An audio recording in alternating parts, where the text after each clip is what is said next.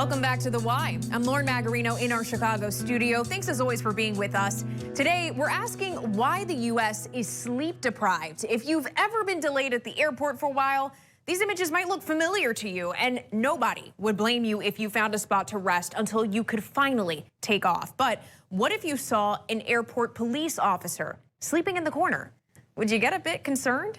Dr. Jagdish Khubchandani is with us now, and he's a professor of public health at New Mexico State University and the co-author of a paper that looks at how long working Americans are sleeping. He found some people in high-pressure jobs like police are getting the least amount of sleep. Doctor, I want to thank you for joining us, and I know in your paper you looked exactly at who is not getting enough sleep among working adults. What did you find? Yeah, thank you for having me. It was one of the most interesting studies we have conducted. We looked at the last 15 years and how Americans are sleeping overall. And we found that at the beginning of 21st century, almost a quarter of adult Americans were sleeping less than 7 hours. And by 2020, that number jumped to a third of Americans sleeping less than 7 hours. Unfortunately, those who sleep the least are police officers, transportation workers, healthcare workers. So one, we have a massive sleep problem nationwide, and two, it's happening to the ones who we depend upon. I mean, how concerning is it that some of the professionals that, as you just mentioned, we depend upon are the most in need of more sleep? Yeah, I think because they lack their institutional sleep and health wellness programs, there has to be some policy or practice to ensure that our healthcare workers, police officers, transportation workers get the time to rest, de-stress, decompress, and come back to work.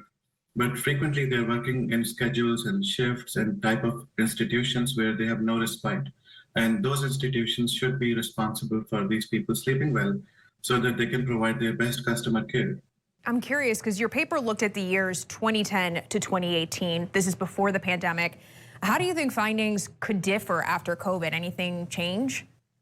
Yeah, our recent studies have shown that anxiety, depression rates have almost doubled now after the pandemic, and that impacts sleep habits too. And my guess is that the same professionals who are sleep deprived are worsening now, and overall, Americans are becoming more sleepless because of the stress, the excess technology use, the changes with the pandemic, losing loved ones, and having to deal with this unusual situation in the last 2 years. You mentioned that these industries where folks are most affected should probably do something about it. How do you go about prioritizing sleep if you're in an industry that really calls for those long hours, those types of shifts that are, very hectic? Yeah, I think it's upon the institutional managers and their bosses to think about worksite wellness programs. The most effective investment we can make today in American workforce is worksite wellness. Instead of paying for people's chronic disease, why don't we focus on wellness and prevention, like having gymnasiums at the worksite, giving people time off, giving them memberships to the gyms. It is a good investment and has a high return on investment. Dr. Jagdish Khubchandani, thank you for your insight. We appreciate it. Thank you. You're welcome. When we come back.